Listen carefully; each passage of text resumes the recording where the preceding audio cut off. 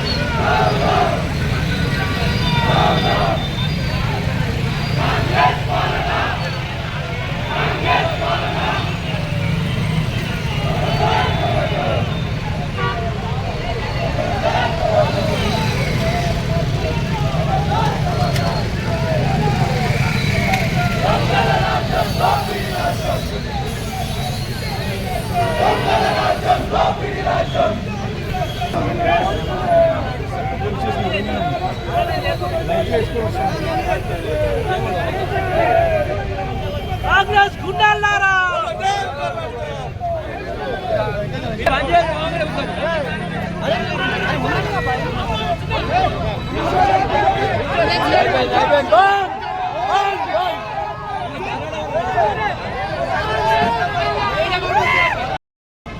ఒక కక్షపూరితమైన వైఖరిని అవలంబిస్తుంది ప్రభుత్వం అని చెప్పి ఈరోజు పత్రికా విలేకరులు పెట్టారు.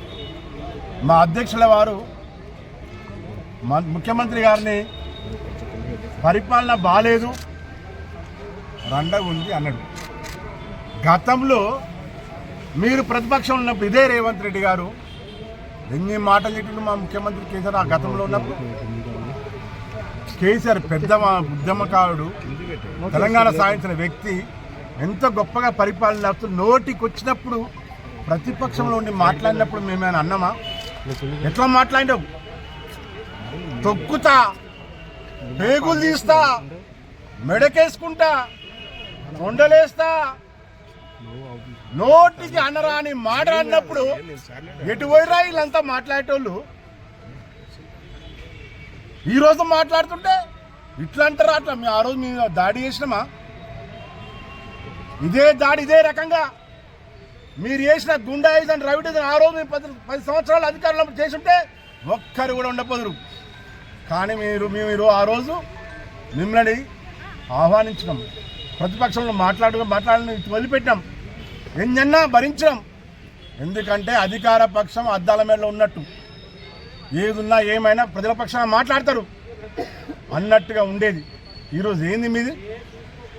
ముఖ్యమంత్రి ఏదో మంచోడైనట్టు బాగా పరిపాలన ప్రజాపాలన నడుస్తున్నట్టు ఏదో గొప్పగా హారతులు పడుతున్నట్టు మా ముఖ్యమంత్రి అంటే ఈరోజు దారి చేస్తారా? ఇదేం పద్ధతి, ఇదేం కథ? అంటే ఇదేనయ్యా? అంటే ముఖ్యమంత్రిని ఏమనొద్దు, మీరు ఎన్నైనా పడాలి, మేమైతే అనొద్దా? ఇదేనా కాంగ్రెస్ పరిపాలన? ప్రజాపాలన ఏడ ప్రజాపాలన నడుస్తుంది? మా భువనగిరి కాన్సెప్ట్ తెలుసు. మేము గతంలో 10 సంవత్సరాలు మా ప్రభుత్వం ఉన్నప్పుడు ఎక్కడ అధికార పక్షం కావచ్చు, ప్రతిపక్షం కావచ్చు, ఎక్కడ లా అండ్ ఆర్డర్ అనేది ఎంత గొప్పగా ఉండేంత గొప్పగా ఉండే. ఇక్కడ మళ్ళీ అధికారం చేంజ్ కాగానే మళ్ళీ గుండాలు, రౌడీలు మొదలైనరు. అవన్నీ కూడా చెల్లై మీ అందరికీ పోలీసులందరూ కూడా 100% ఇక్కడ డీసీపీ గారు కానీ, అటు ఇంటెలిజెన్స్ డిపార్ట్మెంట్ ఇద్దరు శివరెడ్డి గారు తెలుసు అంతా. ఇక్కడ భువనగిరి పరిస్థితి ఏందో మళ్ళీ ఒకసారి చేయవలసిన చెక్ చేసుకొని మళ్ళీ ఎక్కడెక్కడ గుండాలు ఉన్నారు, ఎక్కడెక్కడ రౌడీలు ఉన్నారు, మళ్ళీ పాత రౌడీలు పాత గుండాలు మళ్ళా లేచే పరిస్థితి ఉంది ఆ భువనగిరిలో. ఎందుకు ఇట్లా అవుతుంది? మళ్ళీ మీరంతా విచారణ చేసుకోవాల్సిన డీసీపీ పోలీస్ డిపార్ట్మెంట్ కూర్చొని ప్రక్షాళన చేయాల్సిన దీని ద్వారా మొత్తం ఇంటెలిజెన్స్ పెట్టుకొని ఎక్కడెక్కడ ఏమవుతుంది భువనగిరిలని తెలుసుకునే బాధ్యత పోలీస్ డిపార్ట్మెంట్ గారికి ఉన్నది. కాబట్టి ఇమ్మీడియట్లీ మీరంతా కూడా మీటింగ్ పెట్టుకోవాల్సిన అవసరం ఉంది మళ్ళీ భువనగిరి కాన్స్టిట్యున్సీ పైన. కాబట్టి తస్మాత్ జాగ్రత్త ప్రజలందరికీ చెప్తున్నాం. మళ్ళీ భయభ్రాంతులకు వస్తున్నాం. భువనగిరి కాన్స్టిట్యున్సీ మళ్ళీ కాపాడుకోవాల్సిన బాధ్యత మనందరిపై ఉన్నది. కాబట్టి మీరంతా కూడా జాగ్రత్తగా ఉండాలని కోరుకుంటూ అందరికి కూడా ఇంత తొందరగా ప్రెస్ మీట్ అందరికీ మరియు మా కార్యకర్తలు ఇమ్మీడియట్లో వచ్చిన కార్యకర్తలకు అందరికీ ధన్యవాదాలు చెప్తున్నా. మళ్ళీ ఒకసారి ఇదే రకంగా ఎక్కడ ఎవరి మీద అయినా సరే బీఆర్ఎస్ కార్యకర్త పైన కావచ్చు, ఇంకోరి పైన అధికారులు మొన్ననే కూడా గొడవలు అయినాయి. మళ్ళీ చెప్పను కానీ మొన్ననే గొడవలు కూడా అయినాయి. అలాంటి గొడవలు మళ్ళీ భువనగిరి టౌన్లో ఎక్కడైనా కూడా మేము ముందుంటాం. ముందు ప్రజలంతా కూడా కాపాడుకోవడానికి చెప్తున్నా. Thank you.